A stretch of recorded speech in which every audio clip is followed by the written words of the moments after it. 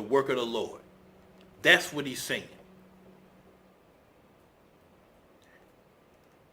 Once you, as a man, enter into a woman, the feeling that you feel, now you're going to have the woman that please you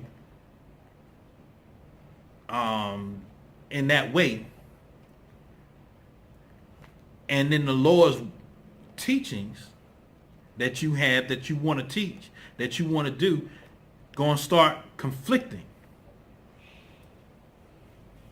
If you never had that feeling, you'll put all of your time and attention into God, the Most High, and His Word. But because you had a little taste of that, you want to give a little bit to the Lord, you want to give a little bit over here to your wife. So when he says it's good not to touch a woman, meaning if you never had that little taste of that of your wife, or what became your wife, you never had a little touch of that, then you would have been focused solely on the Most High. But because you had a little touch of that, now you trying to divide up your time. So now in verse 2, when it says, nevertheless, to avoid fornication, let every man have his own wife, and let every woman have her own husband. Meaning, instead of you just running around here humping, get yourself the one woman so you can hump her, and the one man you can hump him, and that be your husband, and y'all can do whatever it is that y'all want to do. But there's still stipulations.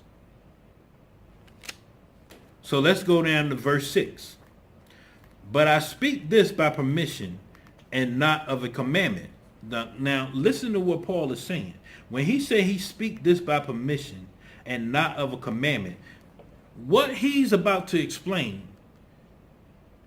ain't about everything that's underneath of what he's saying. What he's talking about at this point about himself, making himself a eunuch. A eunuch is someone that is either one, born castrated, two, somebody castrated them, or three, you made yourself castrated. You read that in Matthew 19. That's what he's talking about. So when he's saying but I speak this by permission and not of a commandment, meaning that he's not commanding you to go castrate yourself to deal with the Most High, to be focused on the Most High, because he did. He did that to himself. Christ was born that way. Some men were made that way because some evil people did it to them. They did it to our men in slavery. Matter of fact, George Washington Carver, the guy that did the peanut butter and all of that, his slave owner castrated him. But Paul made himself this way because he dealt with lust. So in order for him to, because he had a lot of women, dealing with a lot of women. So in order for him to get that feeling off of him, he had himself castrated so that he won't have the desire to be with no woman. So that way he can focus all on the Lord. So what he's saying is he speak this by permission and not of a commandment, saying that I'm not telling you that the Lord command you to go out there and castrate yourself. I'm just telling you that it's much easier for you to deal with just doing the work of the Lord if you were like myself, opposed to not being like me and still have the desires to be with a woman. That's what he's talking about. So we get full understanding what the scripture's saying. So verse 7 says, for I would that all men were even as myself. That's what he's explaining.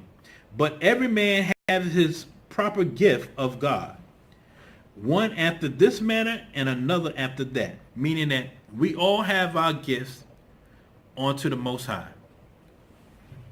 And if you think that you're strong enough to deal with that the lust of your flesh and serve the Lord, then you go ahead and you do that thing. But if you don't think that you're strong enough to deal with the lust of your flesh, meaning not the fact that you want to be with multiple women, meaning the fact that what your wife want and what the Lord want, that you able to juggle the two. I already told you the right side of you and the left side of you cannot be in contradiction. One side's going to get stronger than the other and going to pull you one of the other directions.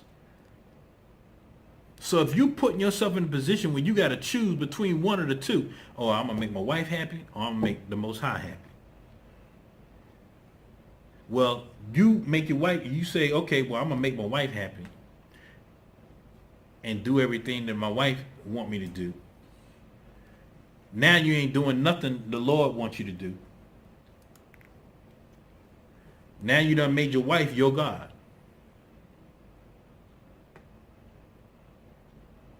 You choose the Most High, the wife pissed off because she ain't gotten her time and she ain't getting the things that she think that she need or want because she don't see the big picture.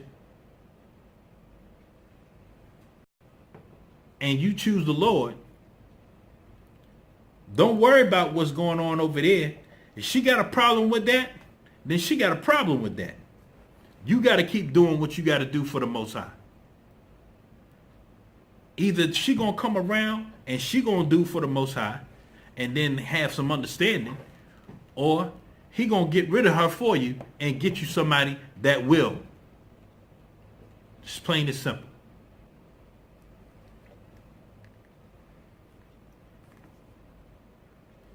So let's go down to verse 8. I say therefore to the unmarried and the widows, it is good for them if they abide even as I. So when Paul is saying is, it's good for you that you not married and you're a widow now and you don't be with a husband and just give all your time to the Lord. When he say even as I, meaning that refrain from having sex. That's what he's talking about. But verse 9, but if they cannot contain, meaning that you done had that thing before, or you burning for it, and you need it, if you can't contain, then it's better for you to go get married than to burn in the hell. Just running around here humping and not just to get over that feeling and just to get over the feeling and then the fact that you don't lock that down and stay with that individual. That's what it's saying. Verse 10. And unto the married I command ye not, but I command ye not I, but the Lord. Let not the wife depart from her husband. So Paul's saying here is, this ain't me. I ain't telling you this. The Lord said this. Don't depart. Let me back it up. Say it again. Verse 10. And unto the married I command ye not. I, meaning that he ain't give you this commandment. This came from the Lord. But the Lord, meaning the commandment came from the Lord. Let not the wife depart from her husband. Meaning that you forbidden to have a divorce. That's what it means. You forbidden as a wife to have a divorce. Let her remain unmarried. I let not the wife depart from her husband, but and if she departs, let her remain unmarried or be reconciled to her husband, and let not the husband put away his wife. Meaning, as the wife,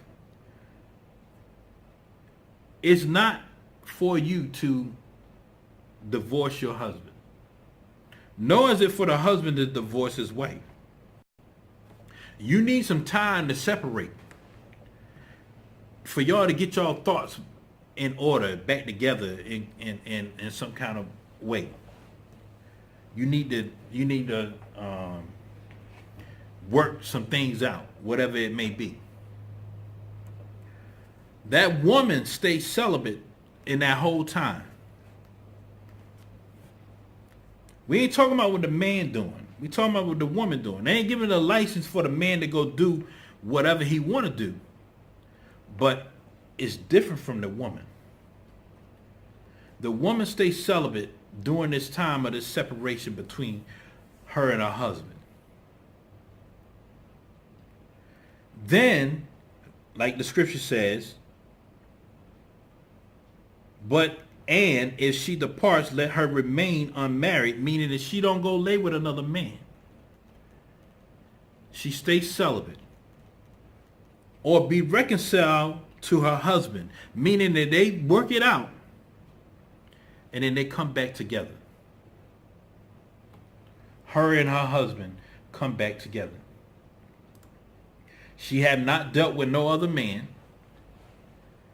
Her and that man that she had dealt with, they come back together because she's still his wife. She's still his wife. She never been with nobody else outside of him. They work out their differences. They come back together. Once she go lay with somebody else,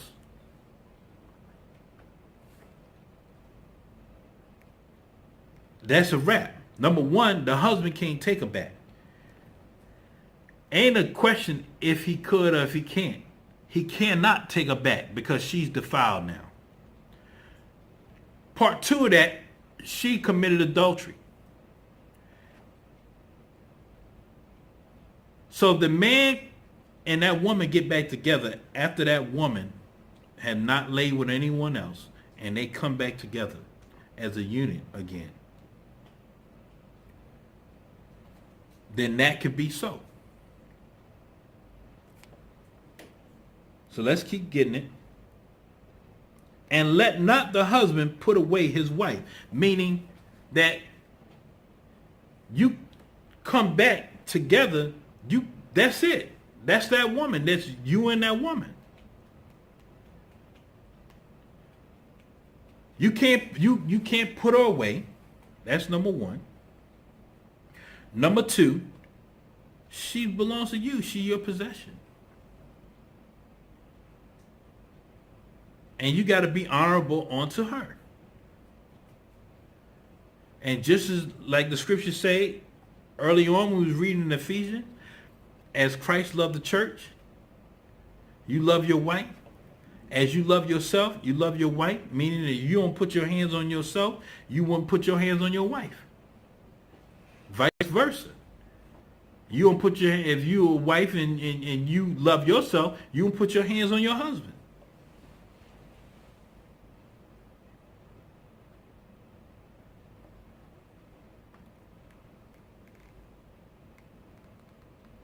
So verse 11 again. But and if she depart, let her remain unmarried or be reconciled to her husband, and let not the husband put away the wife. So that woman want to come back to her husband after they done reconciled. After her and him done worked it out or whatever the case may be, and she want to go back to her husband. The husband can't say no. I ain't taking you back. She have not been with no one else. She want her husband back. The husband can't say, no, I can't take you back. You can't put her away.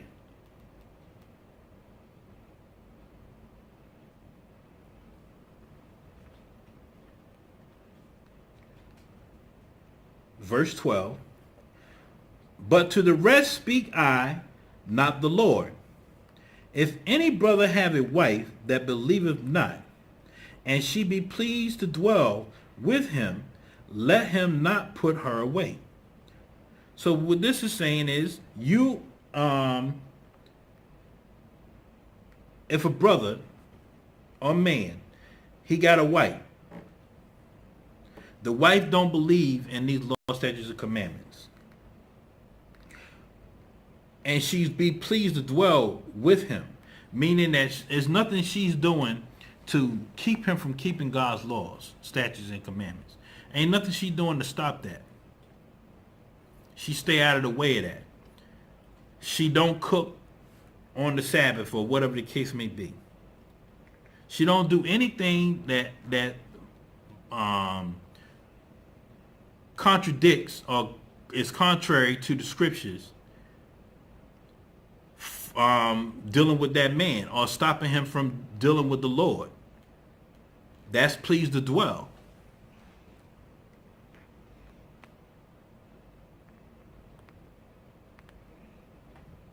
And she be pleased to dwell with him, let not him put her away.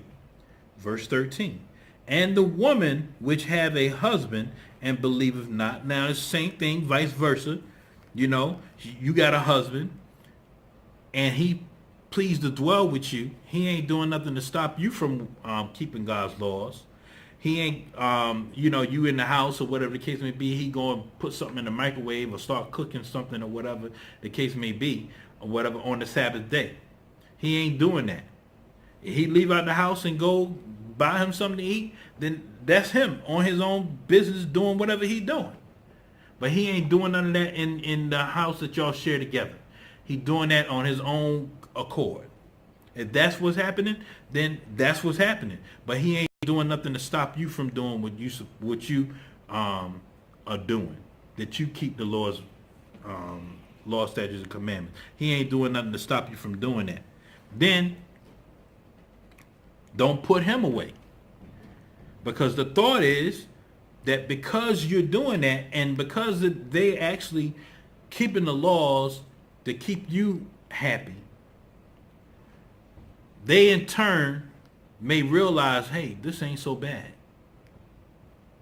And they may not be fully persuaded, but over time, and with them continuously doing it, then they realize that, hey, wait a minute, ever since I've been doing it, good things been happening for me. Maybe it's something to this. Oh, there's something that is to this, man, hey, wait a minute, I've been having a lot of great things happen for me, and I've just been doing what they doing. Although I'm not fully persuaded this is what it is, but I'm still doing it and I'm still being blessed. That's what the scripture means when it says in verse 14, for the unbelieving husband is sanctified by the wife, and the unbelieving wife is sanctified by the husband. Because you doing these things is actually cleansing your soul, your spirit, into being accepted by the Most High Power for him to bestow his mercy upon you. Else were your children unclean, but now are holy. So, if this is happening, that's great. But verse 15 says, but if the unbelieving depart, let him depart. A brother or sister is not under bondage in such cases. Meaning, if they say at one point, I can't do this no more, and they leave, then and only then are you loose from that situation. And you're not held under bondage with that situation. And woman, you could go get you a husband that keep God's laws and laws, statutes, and commandments. And husband, you could go get you a wife that want to keep God's laws, statutes, and commandments.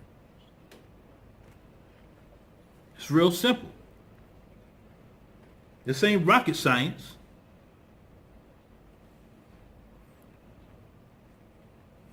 Verse 16. For what knowest thou, O wife, whether thou shalt save thy husband? So what it's saying is, for what knowest thou, meaning, if the unbelieving keep doing what I said, keep keeping God's laws, but not fully persuaded, or the unbelieving wife keeping God's laws, but not fully persuaded, but they still doing it. This may change them and save them. For what knowest thou, O wife, rather that thou shalt save thy husband? Meaning by doing this, they may save themselves. Or knowest thou, O man, whether thou shalt save thy wife? Meaning that she be saved by doing these things. It's just that simple. So let's go jump down to verse 32 in 1 Corinthians chapter 7. Jump down to verse 32 now. But I will have you without carefulness. He that is unmarried careth for the things that belongeth to the Lord, how he may please the Lord. So you remember earlier when I was explaining to you about in the first verse, about when Paul said it is not good to touch a woman, because once you had a taste of that, you want to keep having a taste of that. But he's saying now this is explaining why he said that. So in verse 32, when he says, but I will have you without carefulness, he that is unmarried careth for the things that belongeth to the Lord, how he may please the Lord. See, in this verse, when it says that he is unmarried, or the woman is unmarried, what that means is both of them had never been with a woman. A man had never been with a woman had never been with a man. So if you've never been with a woman before, you've never been with a man before, you won't know what it feels like to be with either or. Because you don't know what it feels like to be what it is other or, you won't have that burning feeling in you to want to have sex. So therefore you can focus completely on the Most High. But once you experience this, you're going to want it. So therefore you can't focus all your attention on the Lord. You're going to focus some attention on the Lord, and you're going to focus some attention on I want to get me some.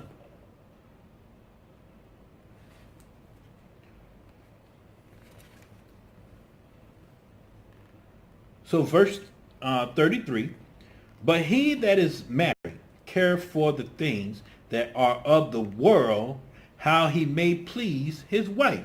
So like I was explaining to you before earlier, is what I'm showing you. Now that you've been laid with your wife, and you know what it feels like now, you ain't going to be caring for the things of the Lord like you used to care for the things of the Lord from the before.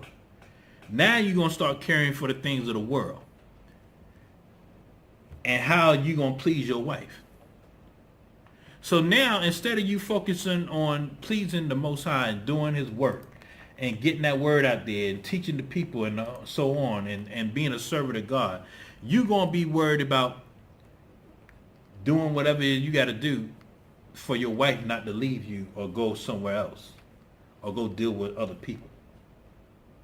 You're going to be worried about that instead of the Most High. Especially you, the type of man that a lot of your attention is focusing on getting the Lord's word out there. And then the wife feeling neglected and arguing with you and fussing with you about it and all these things or whatever the case may be, because she don't understand. And there's women in the truth like that, and there's women not in the truth like that.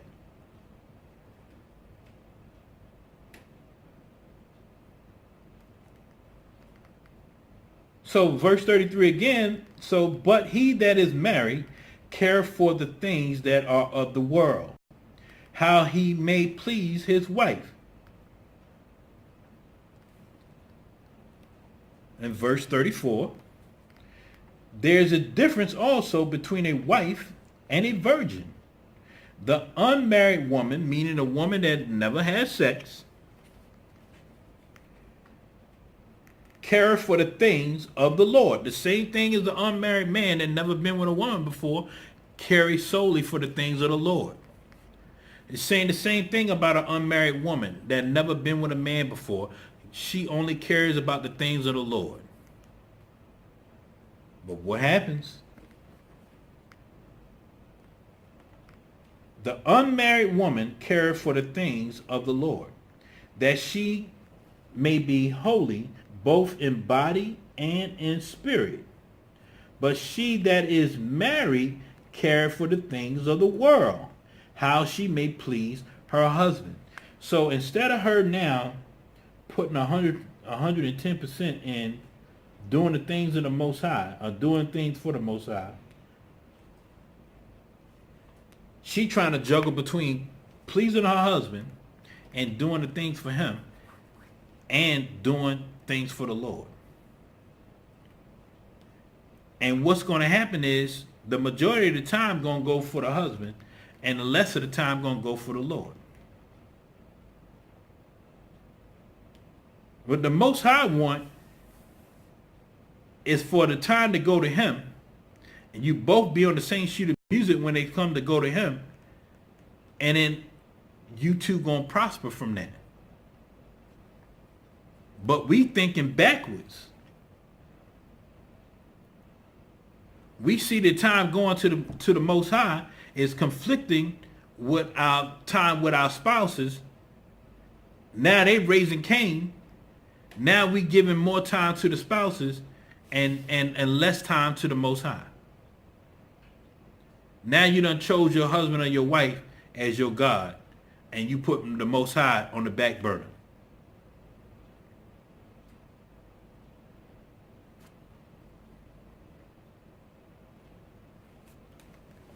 That's why Paul made the statement that he made when he said what he said. So verse 35, and this I speak for your own profit, not that I may cast a snare upon you, but for that which is comely, and that ye may attend upon the Lord without distraction. That's the whole point. That's why he was saying that I speak this to you. It's not a commandment from the Lord.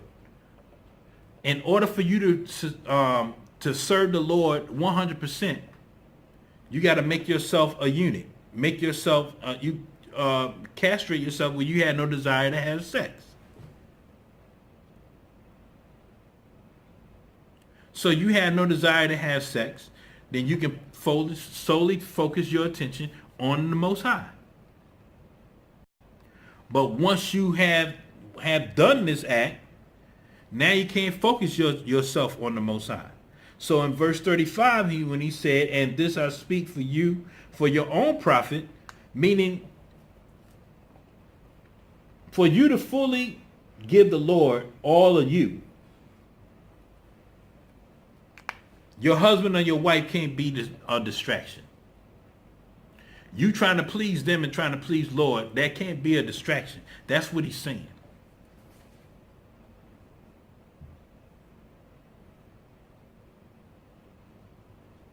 It's not that one got to go. It means that you going to have to make a choice. If you choose the Lord, then you actually profit your marriage.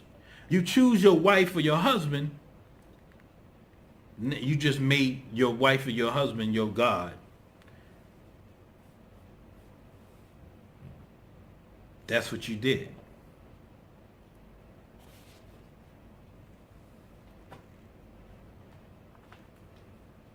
That's what you did. So now let's go to before I say that. So now there's conflict in the house. Because you're doing the work for the Most High, your wife mad.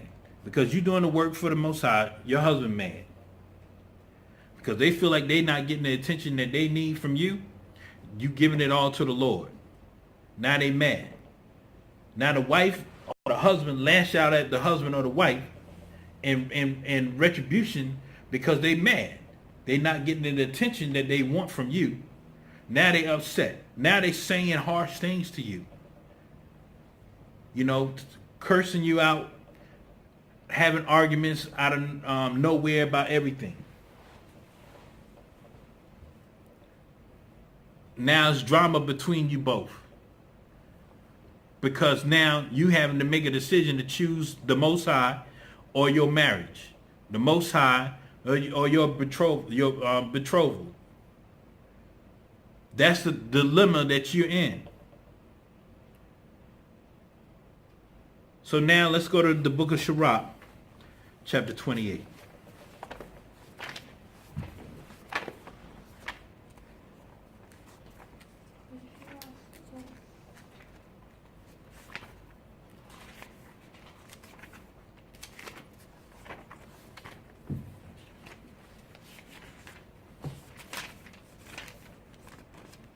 So the book of Sirach, chapter 28, and let's start at verse 1. He that revengeth shall find vengeance from the Lord, and he will surely keep his sin in remembrance. Meaning that if you look and decide to go pay the person back because now they upset with you because you doing all of this for the Lord, and they feel like you neglecting them. Now they speaking harsh to you and treating you bad and saying all kind of crazy stuff to you that angers you. Now you want to pay them back for whatever it is that they said to you. The Lord is saying, he that revengeth shall find vengeance from the Lord. Meaning if you go pay them back, he gonna pay you back. He ain't gonna deal with them. He gonna get you. That's why I told you, leave it alone. Let the Lord do your bidding for you.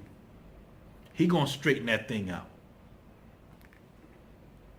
And he will surely keep his sins, meaning that if you go and take it upon yourself to pay them back for what they said or did to you, that you're going to keep that sin. And it's going to be in your remembrance all the time. But the minute that you let it go and say, hey, you know what? You say something crazy to me, I'm going to just walk away and just leave it be. You do that, now the Lord going to deal with them. That's what you want. You want the Lord to do your bidding for you.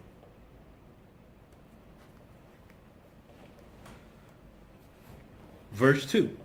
Forgive thy neighbor the hurt that he hath done unto thee. So shall thy sins also be forgiven when thou prayest. So that's real simple. So when it says forgive thy neighbor, your wife, your neighbor, your brother, for the hurt that they caused you, you forgive them for it.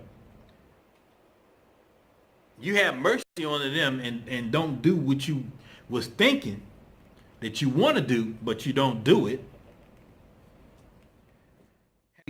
Be forgiven. Meaning the thought that you had that what you want to do, the Lord going to dismiss that because you ain't do it.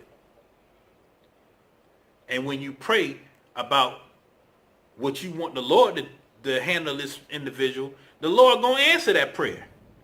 That's what it means. Let him do your bidding. Let him fight for you. Let him straighten out the unrighteous.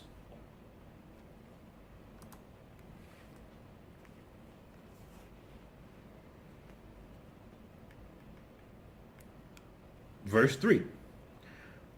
One man beareth hatred against another, and doeth he seek pardon from the Lord. Meaning that you do, so you go do something, right, to this person. Then you turn around and you want the Lord to forgive you. But yet you won't forgive the person that did something to you. So the Lord said, well, how that sound? How you want me to forgive you for what you did to them, but you wouldn't forgive them for what they did to you? That don't even make sense.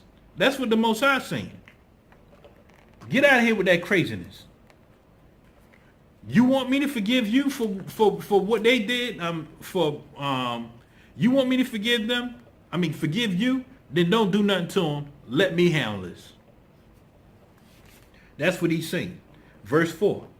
He showeth no mercy to a man which is like himself, and doeth he ask forgiveness on his own sins? So don't turn around and say, I'm going to do something to such and such, and I want to be forgiven for whatever I did to such and such, or my husband or my wife. This can apply to any situation, but because we talking about husband and wives and the Most High. But don't go pay them back for what they did, the evil that they did unto you. Don't go pay them back. The Lord's saying is, if you leave it alone and let it be, I'll take care of it for you. You go do something about it and pay them back, then you sin, and I ain't helping you, and you're going to die in that sin. That's what he's telling you. And then don't come to me and ask me for no forgiveness after you done did what you did. You didn't show no mercy to them, so why should I show mercy to you? It's that simple, people. This ain't no rocket science. Verse 5, if he that is but flesh nourish hatred, who will entreat for pardon of his sins?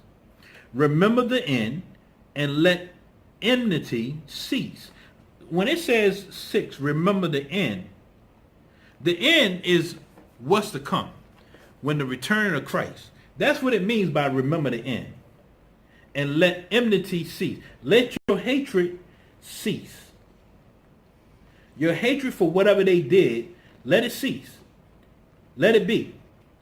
Let the Lord handle your fight. That's what I'm telling you.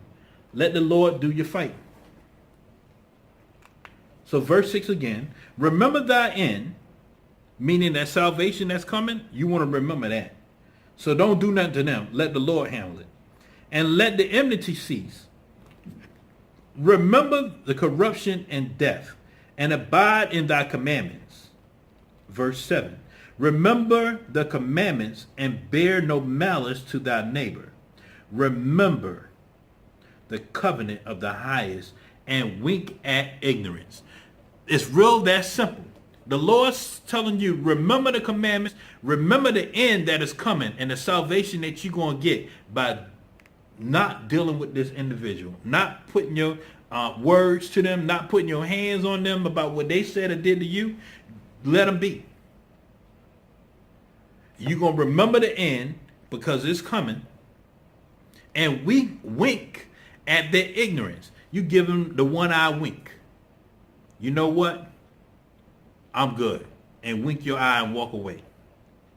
That's what it's saying. Because the Lord going to do your fighting. Trust me when I tell you that. Verse 8. Abstain from strife, and thou shalt diminish thy sin. Meaning if you abstain, meaning you resist that thought that you want to just bust them upside their damn head. Resist that thought. Then you diminish the fact that you may sin if you walk away from it. Verse 9.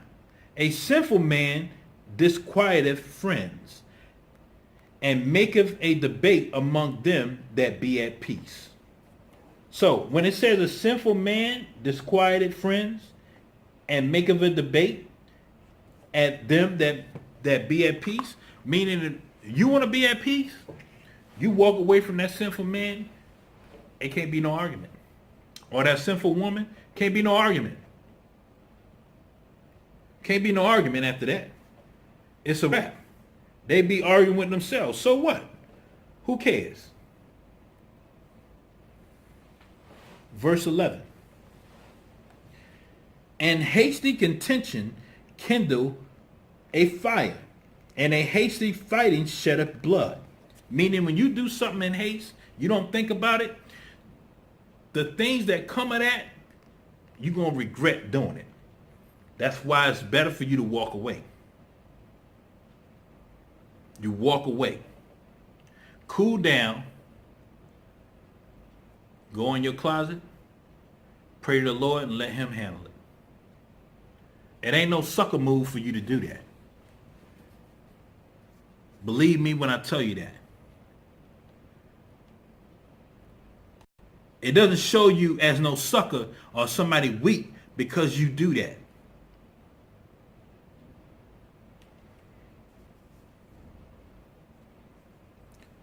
Verse 12. If thou blow the spark, and it shall burn. If thou spit upon it, it shall be quenched. So let me explain that to you.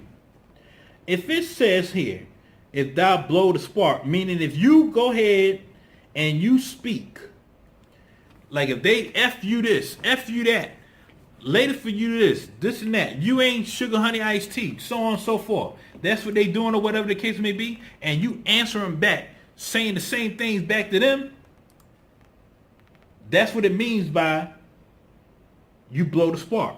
Because if you ever seen like when they make steel or iron or trying to manipulate glass or whatever the case may be, the more air you blow on the fire, the hotter the fire get. So if this person is blowing fire out of their mouth, cursing you out, and you blowing fire out of your mouth, cursing them out, the hotter that fire gonna get until something bad gonna happen out of that. But when you got a fire blowing, and the scriptures say, and if thou spit upon it, you spit upon the fire, you put the fire out.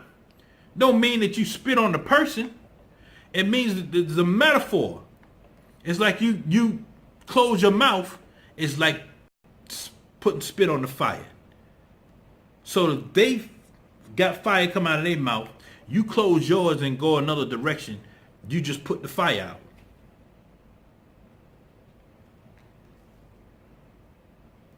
And both these come out of thy mouth. Meaning both the things to either one, stoke the fire and make it hotter, or the other that put the fire out. Close your mouth and go the other way. That's what the scripture means. All these things are life's lessons for you to do, have a prosperous marriage.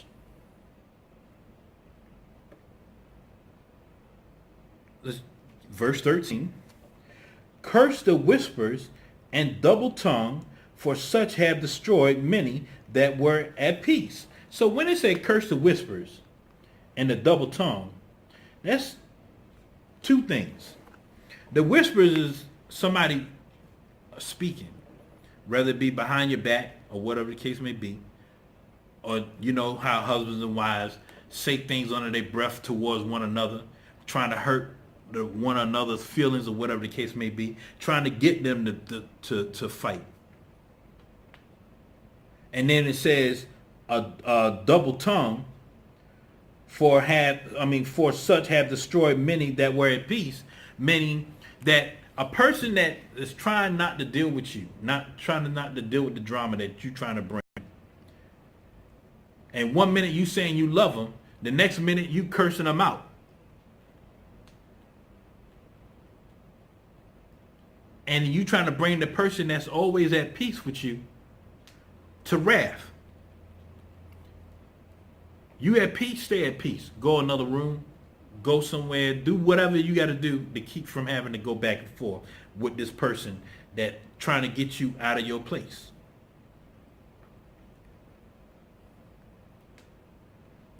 Jump over to now verse 16.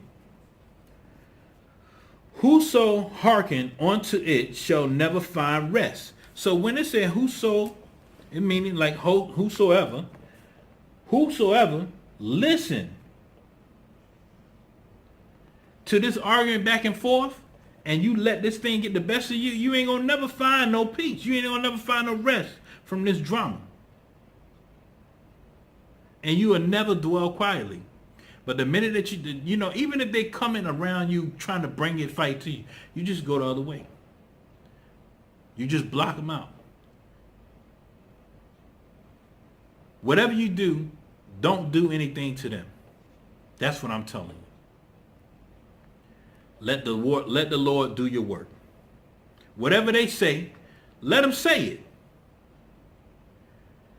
I know it's going to hurt. Hell, I've been hurt by stuff that people said to me. But you got to remember, I want the kingdom. I'm going to keep my mouth closed. I'm going to go in my closet. I'm going to say what I got to say to the Most High. And I'm going to let him deal with your wicked behind. That's what you got to do. That's how you fight. Verse 17. The stroke of the whip maketh marks in the flesh, but the stroke of the tongue breaketh bones. Meaning, the things that a person, somebody hit you with a stick, or hit you with anything, it might put a mark on you, might even break something, it's going to heal. But somebody say something out of their mouth to you, man, that thing stay with you forever. 20 years can go by and it's like they said it, it's like they said it that day. That's why you got to go to the Lord. Because you go back and forth, you ain't doing no, you offsetting what they saying when you go back and forth. But when you don't go back and forth with them, and you let the Lord do it, let me tell you something, he's going to tear them out the frame. He's going to tear them out the frame. Verse 18. Many have fallen by the edge of the sword, but not so many as have fallen by the tongue. So what the scripture is saying is a lot of people done died by the sword, fighting. But the people that died by somebody's mouth is far worse. It's far worse. 19. Well is he that is defended from it, and have not passed through the venom thereof, who have not drawn the yoke thereof, nor have been bound in her bands. Meaning, if you refrain from this and abstain from the drama that come out of somebody's mouth, that you're going to save yourself.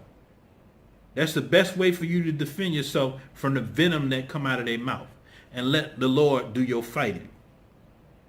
Verse 20. For the yoke thereof is a yoke of iron, and the bands thereof are bands of brass. Verse 21. The death thereof is an evil death. The grave were better than it. Meaning the grave that you go in by go ahead and entertain this drama is better than you. That's going in the ground. That you follow up behind this nonsense. So it's better for you to just walk away, keep your mouth closed, go another direction. Go in your closet, let the Lord do your fighting. That's the bottom line. Jump down to verse 25. And weigh thy words in a balance. When it say weigh thy words in a balance, mean when you speak, think about what you're saying first before you let the words come out of your mouth. Think about the impact that the words going to have once you say them. Because ain't no taking them back once they come out of your mouth. So now verse 25 again. And weigh thy words in a balance, and make a door and a bar for thy mouth. When it said make a door, meaning don't say something that you ain't going to be able to take back. And make a bar, meaning don't let something come out of your mouth that you know is going to destroy them. So weigh your words. Say what you got to say, but don't say it out of strife. Don't say it out of strife. Only the Lord's words going to burn somebody like fire. But don't let your words come out of your mouth to try to combat what they saying to you to hurt them. That's when you go in your closet, like I said, and let the Lord do your bidding for you. You do that, either one, you're going to turn that virtuous woman or man, that evil man or woman into a virtuous man or woman. Or two, the Lord going to remove them out of your way and give you what you deserve. That's why he said, never see a righteous man or woman forsaken. And in the end result, what you doing those things, then you're going to be rewarded. You're going to be rewarded. So let's go to stay in the book of Sirach. Let's go to chapter 26 now. And jump down to verse 13. And this is what you're going to be rewarded with. The grace of a wife, the light of her husband, and her discretion will fatten his bones. Mean her discretion means that she don't go out there and be telling your business. She don't go out there trying to hurt your feelings and doing things that cause strife or pain onto you, or saying all kind of stuff to her family members. She don't do that. Her being discreet about your matters is going to fatten the bones of her husband, meaning like, I got an honorable woman. That's what it means. Verse 14. A silent and loving woman is a gift of the Lord. I ain't even got to explain that. And there's nothing so much worth as a mind well instructed. Verse 15. A shamefaced and faithful woman is a double grace, and her countenance mind cannot be valued. Meaning a woman that is shy in her speech about what she do and how she say and how she deal with you, that she reverence her husband, she respects him. How you as a man that have a woman like this going to disrespect her? Don't be like the brother in 1 Samuel chapter 25. The Most High killed that dude. Don't be that dude. You got a wife like this, you give her back that. Do benevolence. So let's stay in Sirach, go to 36, chapter 36. And we almost done. And let me get verse 24. So the book of Sirach, chapter 36 and verse 24. He that getteth a wife beginneth a possession, a help like unto himself, and a pillar of rest. That's what you want. You want that woman to be your pillar of rest. Bottom line. To bring peace to you. Verse 25. Where no hedge is, meaning there's no head. You ain't ruling over your house, not ruling over your house with an iron fist or like a lion, but ruling over your house with righteousness. Where there's no hedge, where no hedge is, there's possession. The possession is spoiled. Meaning your wife don't have the right leadership. The leadership of keeping the law, statutes, and commandments of the Most High, and you as a husband doing so, your possession is going to be spoiled. Meaning it ain't going to be no good. She going to be searching for that. Let's get it. And he that have no wife will wander up and down mourning. Meaning you as a husband that don't have a wife, you're going to be wandering up and down looking for that. And a wife in this sense is saying a woman that loves the Lord and want to keep God's commandments. You got a woman that ain't doing that, you're going to always be looking for a wife. But if you got a woman that's halfway doing it, trying to do it, or whatever the case may be, if she trying, eventually she going to get it right. It may take longer for some people than it do for others. That's why you got to be patient. Verse 26. Who will trust a thief well appointed, that's skipping from city to city? Meaning that you don't do this and you got that kind of wife. That's what she going to do. She going to be skipping from city to city, which city to city means from man to man. So who will believe? And a man that have no house and lodge wheresoever the night taketh him. Meaning that a man that don't have the wife that's righteous and constantly trying to get that wife, you going to be going from house to house, laying wherever your head lay, trying to find that person. You in sin doing that. It's best to take what's broke and try to fix it or stay faithful to the Lord and let him fix it. And with that, class, I say shalom. I hope I brought edification to you and that you were able to understand everything that was being taught, and you rewind it back and listen to it again and again and again so that you fully understand. This walk ain't no easy walk. Keeping the commandments is an easy thing, but the walk itself ain't no easy walk, because sometimes it challenges the things that you may feel make you less than a man. But don't worry about that. Don't worry about those things. You a man, you know that. Let the Lord do your fighting. That's what I'm telling you. Let the Lord do your fighting. So with that, let's go to the book of Isaiah chapter 6 and verse 8. Also I heard the voice of the Lord saying, whom shall I send? And who will go for us? Then said I, here I am.